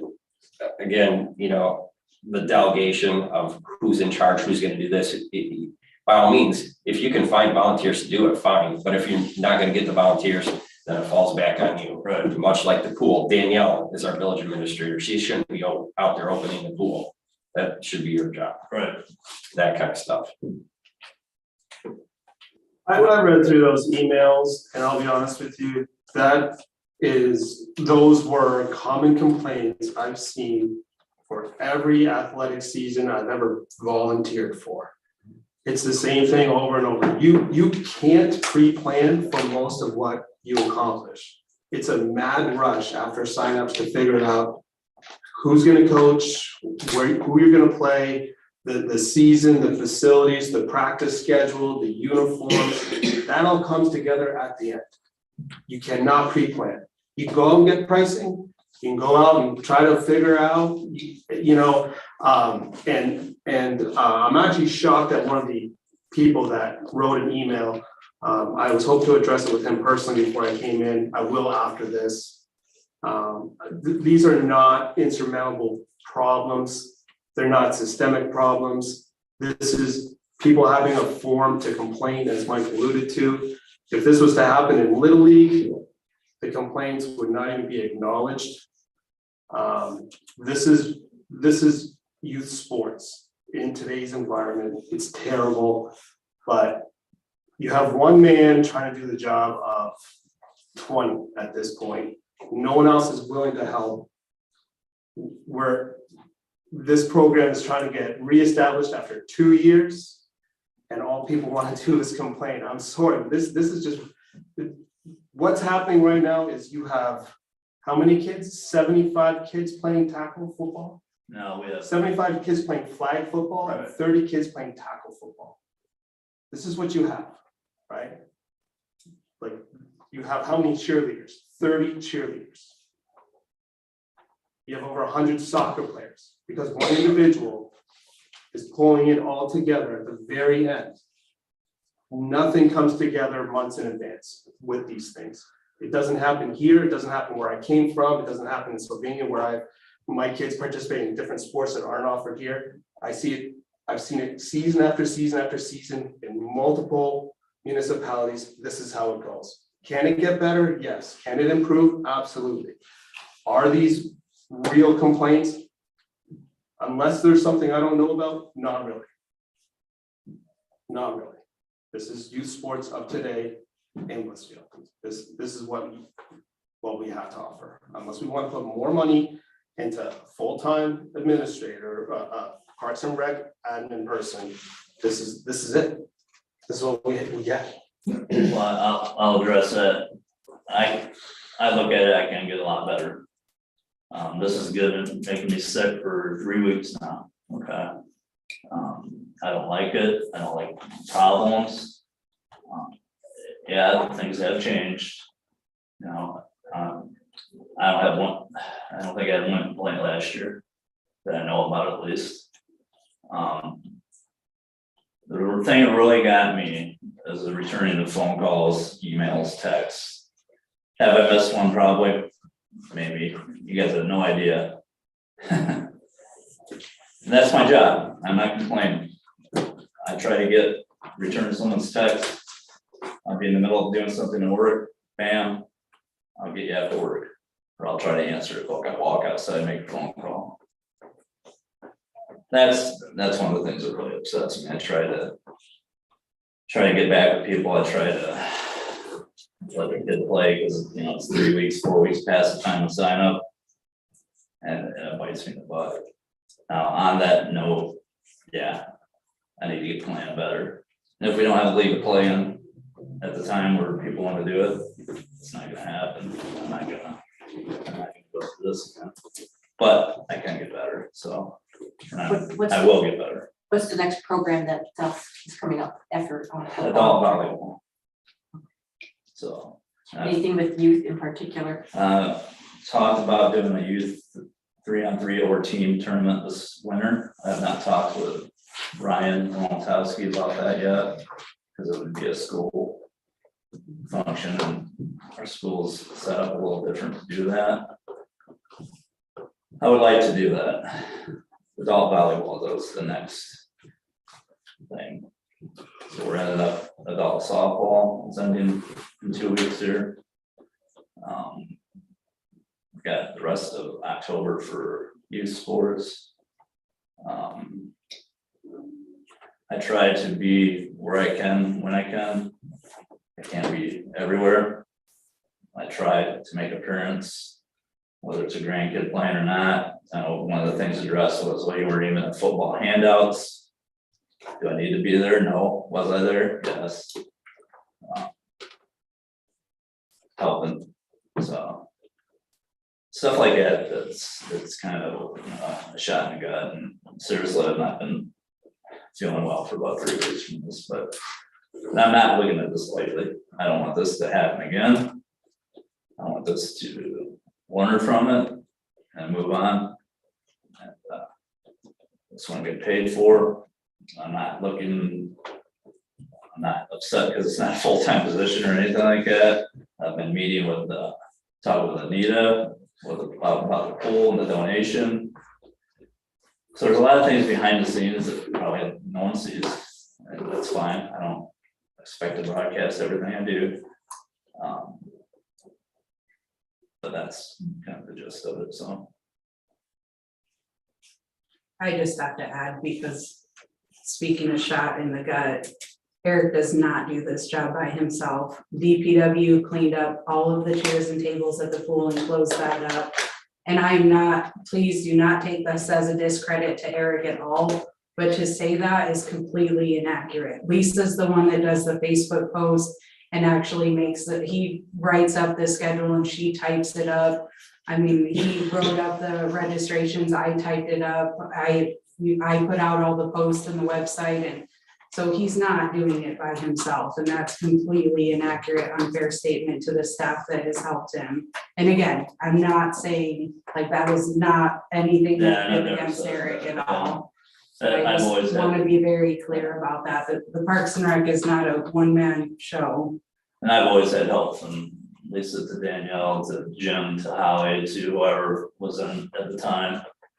And then I have to, as I'm not in the office. Well, so going back to DPW, putting that stuff away, and the lifeguard should have done that, and that's something we've learned, that's something that we've done in the past, well, with the lifeguards help. Well, I'll That's address something that. done away last year, that we paid the DPW big bucks to do that, and that's, they got enough of it. They were told not to do, so, Well, is that correct, Danielle? no. Okay, that's what I was told by their manager, so fill me in.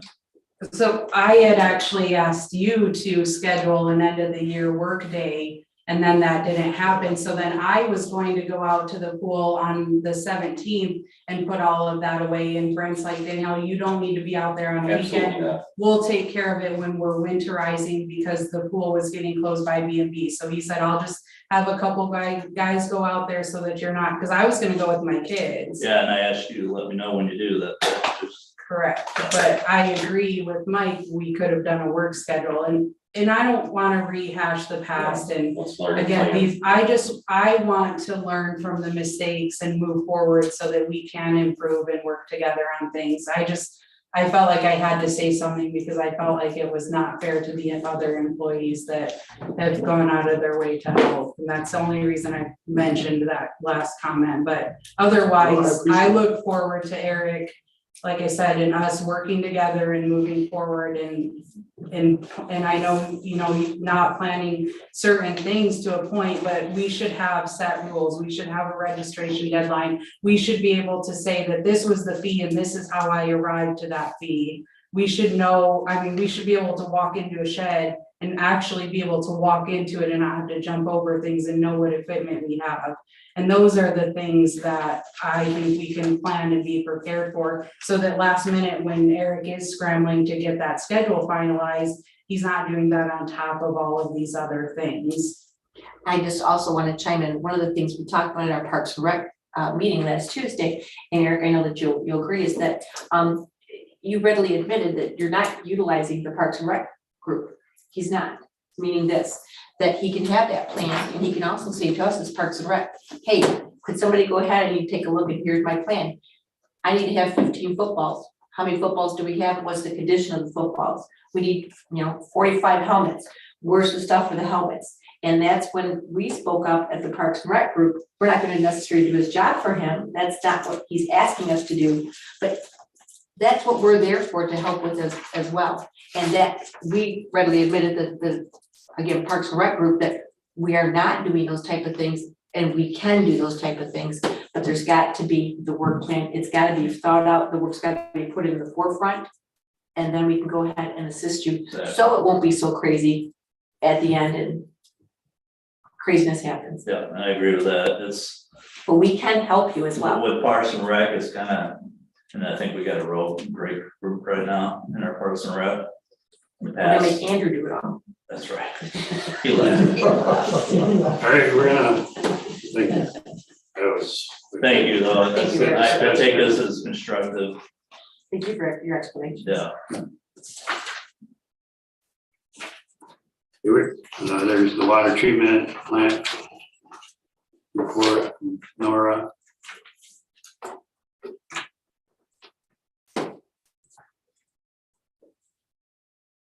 And we'll move on to council discussion.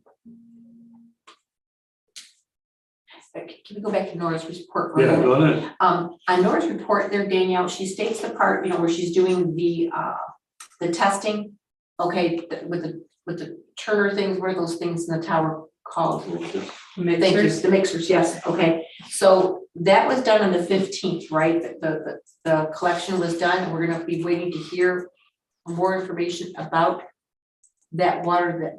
Yes, so, and I think we've talked about this briefly. We are trying to work with Riga because we put the mixers in. Right. And then right behind that, they changed their configuration and they turned off a valve, and then opened the other one. So they're routing everything the opposite direction. Right. So what we should have waited. They should have waited to open that valve, because now we're not comparing apples to apples. So now we did too much too fast, and we're not getting a true picture of what that looks like. So Nora will be able to share those results with you, but really to get a true picture, we need them to close that. We have talked to Lenway Drain Commission, because they take care of Riga's system about this, and they've been kind of back and forth wavering a little bit if they're willing to do that or not. they didn't fix or solve the issue they're seeing. So if we could go back to see what the mixers are actually doing, then that would give us a good picture. But we'll continue working with them and we'll share that information with council as it becomes available. They need to be told to do that because they're the ones that came to us and said they had a problem and we fronted the Exactly. quote fix at $25,000. So if we didn't solve the problem, we don't have the answer to be able to say we did solve the problem with that money that we spent on that tower. We're Because trying if to we didn't work need to with spend them. that money, Yeah. then we shouldn't have. And that they need to be told that they need to shut that valve off. And I and feed it the other way. I agree, but it's their system and that's where it gets Well, then complicated. don't come But complain that- to us about. Yes, their that's water what I bill. was gonna say, if they have, then I think if that's the time that we say, hey, we tried to help you guys, like, it's gotta be a two-way street here. So that we're getting that information and knowing what's working and what's not.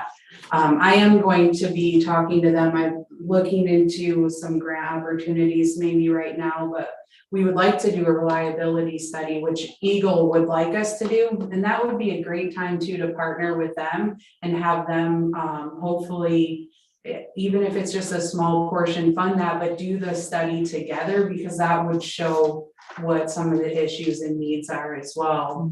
If we could partner with them. So I'll be reaching out to them, but I was trying to get the grant information first so that I could present them with all the information. That being Nottaway County. Them being Riga. Right. Yes, sorry, I should have clarified.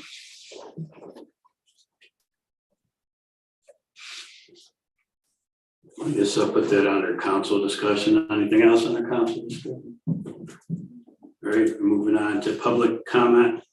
Items not on the agenda. Go ahead. Can Name, I sit? name. Well, Jim got to. Jackie Bates, 114 Sherman Street. I have a question. It's about the agenda. The Aquatic Center seasonal rates. What was the resident individual this year? I heard you say 60, is that correct? 60. It was 50? 60. 60. Did that go up? No. No. Okay. The non-resident individual went up $5. The seasonal rates for non-residents, family went up $5. Why did the family rate for residents go up 20? Because of how it was all unaligned. So what we did is we did a standard for each of them. So the individual resident is 60, so it's $30 more for non-resident. So then couple, we didn't have couple and we didn't have the space to do in between because we added couple rate. So we set that at 100 and then $30 more for non-resident. So then that family went up to the 150, so that, and then the 30. So it just tried, we were doing the equal increases across both resident and non-resident. And because we added that in-between status or that couple charge we didn't have before, it bumped that up. Well, then why didn't the family go up accordingly? I'm just looking at it, okay, but if anybody would look at that and go, wait a minute, the resident family pass went up $20, the non-resident went up $5.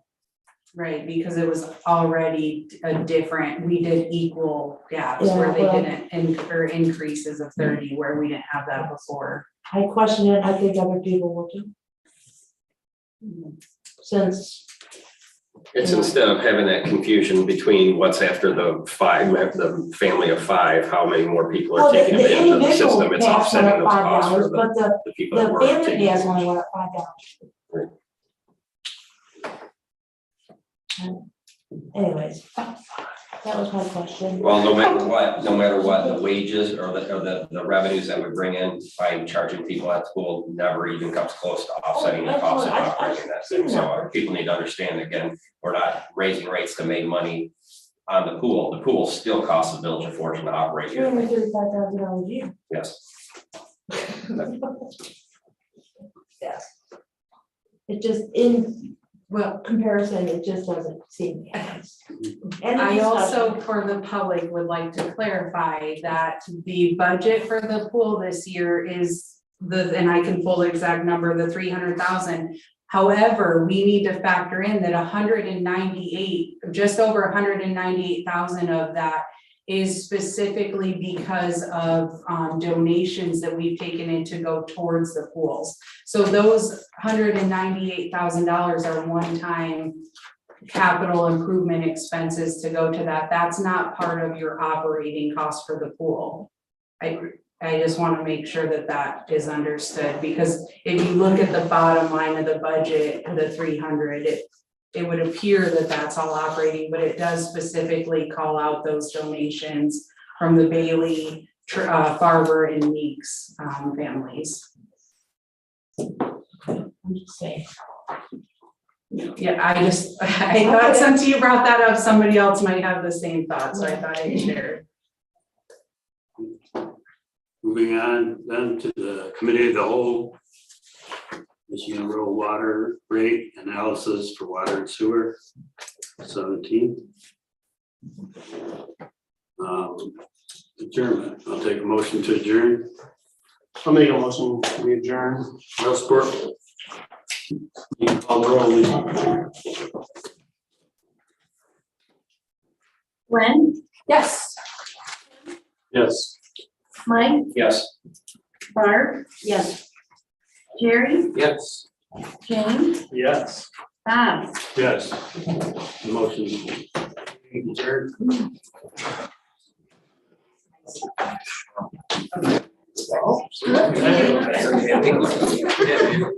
Wait, just the blood pressure medicine. You got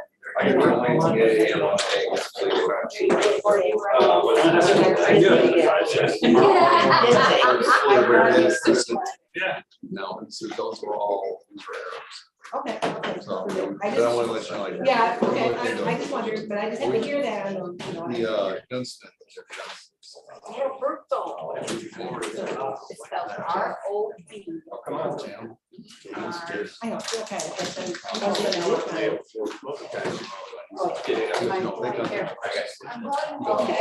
Okay, if you want to talk about that, I'll let you know. Yes.